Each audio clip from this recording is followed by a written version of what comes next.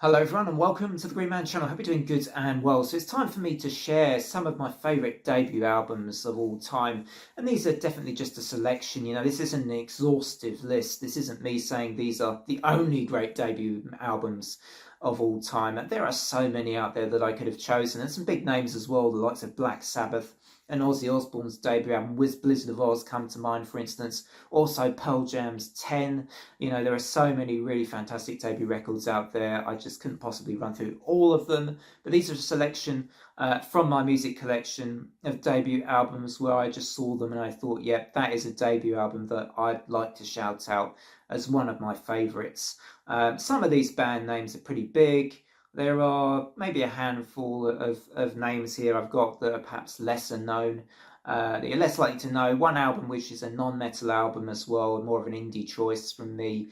So you've got a bit of a selection here, and I hope you do find something that you enjoy from this list. If you're passing by the channel, do drop a like and a sub as well if you're new to the channel. It really supports my content and encourages me to do more videos like this too. So let's start with my first choice of great debut albums. I'm going for Mastodon's Remission. Mastodon are actually a band without really any bad albums, to be honest, but they came out the gates with a really strong one, an uncompromisingly pummeling, crushing, heavy record here, which actually Kerrang named as one of their 13 most essential sludge records as well. There's an element of progressiveness to this record. The likes of Old Nessie, I think, tease what was to come a little bit with Mastodon in the future after this album. We also got, March the Fire Ants and Mother Puncher and just these songs that drop these huge, heavy guitar riffs on you. And yeah, it's an impressive album, this one for me. Stomps and stamps its way through the album's runtime. It's fantastic stuff. So that's my first choice, Mastodon's Remission. Next up, I've chosen Fit for an Autopsy and The Process of Human Extermination. This is a deathcore band who I feel like, yeah, they've kind of recognised in the realm of deathcore, but this is an album which I don't feel really gets enough credit, even within maybe the Fit for an Autopsy fan base. I always hear kind of more recent albums getting all the plaudits, or at least that's my perception. I think that this debut album for Fit for an Autopsy is fantastic. It's really abrasive, but in an intelligent way. Their choice of riffage is fantastic, I think. The vocals are really, really kind of menacing sounding and fit the music perfectly in a good deathcore style, And this is just a band. Yes, when I hear the word deathcore, sometimes it makes me kind of wince a bit as well. I'm sure some of you have kind of shrinked back in your seats at hearing the deathcore word. But for me, this band know how to do it well. And this is one of the best debut albums, I'd say, in deathcore, maybe in metal more widely as well. It's a fantastic album. Get out there and check this one out. If you like Fit for an Autopsy and you've never heard their debut album, don't forget to listen to The Process of Human Extermination. Felt like I needed to say it like that for some reason. Don't know why. Next up, I have chosen another heavy album here, Revocation, and their album Empire of the Obscene. This is their debut album back from 2008. And I know a lot of people accuse Revocation of being sort of exhibitionists, and you get a lot of guitar exhibitionism from Dave Davidson. But I think if you could play like Dave Davidson, you would play like Dave Davidson, wouldn't you? You would show off. I mean, he's hugely talented. And I think this album actually really demonstrates his different techniques. Well, I mean, I think if you love your guitar wizardry, you will love this album because it's really impressive. I love the sort of the manicness of this album and just how fast it often is. I enjoy the tempo changes too, and just the array of thrashy riffage is just great fun. Really like this one from Revocation, one of my favourite debut albums, and actually my favourite album from Revocation as well, probably, is Empire of the Obscene. So my next choice is Threshold, progressive metal, and this album is Wounded Land. This is their first album. Any other bands here that don't really have any bad albums? They're just a band that probably don't know how to do a bad album, I think, Threshold. They have a stellar discography. And this album, I think, is great from the word go. I mean, you've got tracks on here like Sanity's End, the Paradox track, Siege of Baghdad, I think it is. You've got some fantastic tracks. Carl Grimm's rhythm work is amazing, I think, on this record, and it's progressive metal almost at its very best, and it's no surprise. I mean, this band have carried on as they started with great albums And this, I think, is yeah, it's a truly fantastic debut album from Threshold, Wounded Land from 1993. Next up, I've got a pretty obvious choice in the realm of metal and doom metal in particular, but you know, I wanted to shout this out because I love this album. This is Candlemass with Epicus, Tumicus, Metallicus. And you know, the riffs on here are so raw and heavy sounding. I feel like if you dropped them onto a pile of concrete slabs, those concrete slabs would break clean in half with those heavy guitar riffs, and they just sound fantastic. You know, you blast this album out on some big speakers, it just sounds amazing. With Johan Longvist, who's actually a guest vocalist on this album, he just sounds incredible. And I love Crystal Ball. Crystal Ball, oh, one of my favourite songs, maybe of all time, certainly in doom metal anyway. What a great track.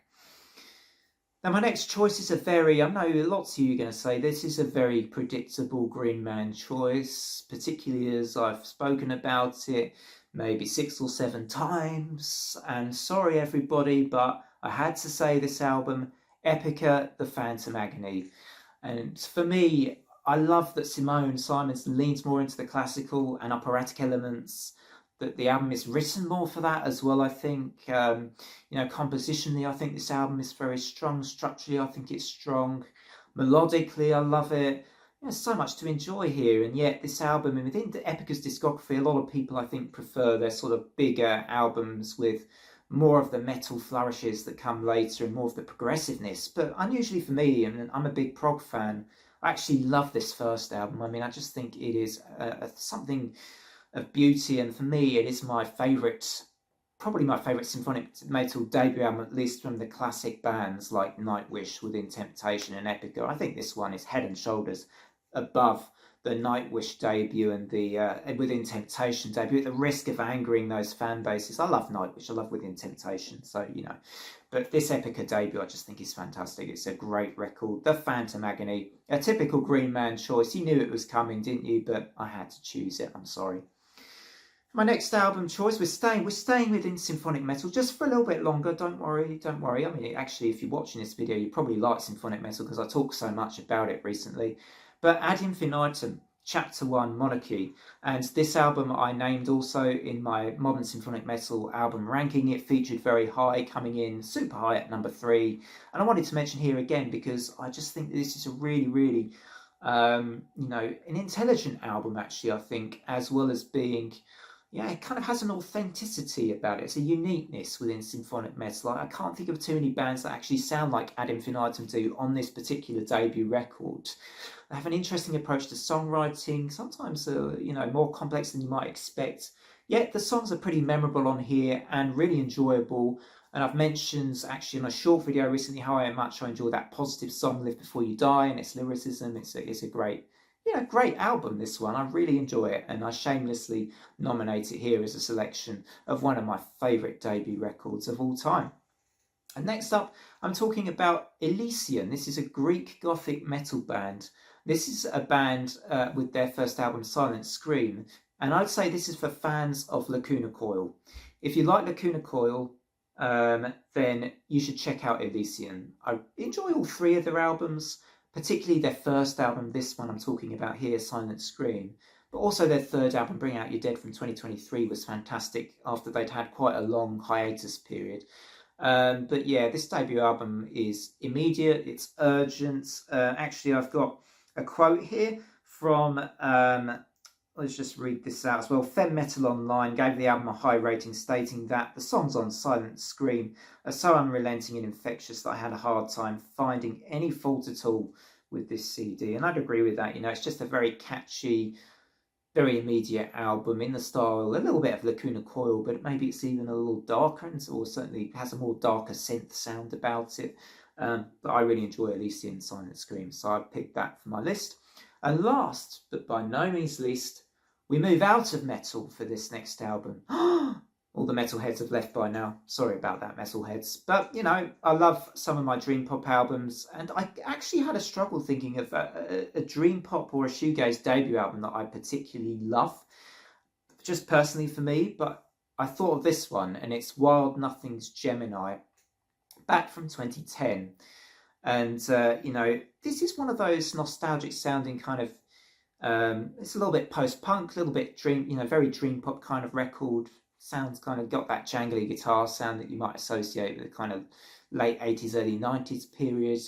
And despite sounding from that period and sounding very, very nostalgic, this isn't nostalgia that feels forced upon you like some records kind of force, I feel like, this nostalgic vibe on you. I'm going to try and explain this as best I can. This doesn't feel like this kind of album.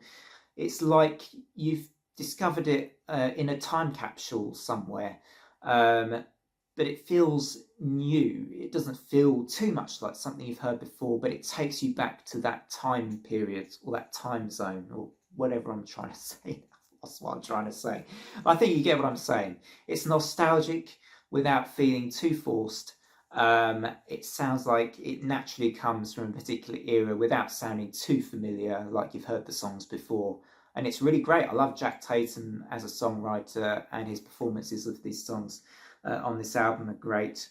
And yeah, I'm going to quote Ian Cohen of Pitchfork, who said, "Revivalism notwithstanding, Jack Tatum's craftsmanship is undeniable and the details are spot on. Check the reflective bell tone in Living Dreams, the Cocteau Twins like artificial synth tom in Drifter, and the Johnny Marr homage in the twinkly guitar fading that begins our composition book." And I'd also say check out that title track, Gemini, at the very end. It is one of the most beautiful album closers from a kind of dream pop type band that I have ever had the privilege of listening to. It was one of those songs I had on repeat during the pandemic when we were in the lockdowns and stuff. I just had that song on repeat. It's just an absolutely gorgeous song.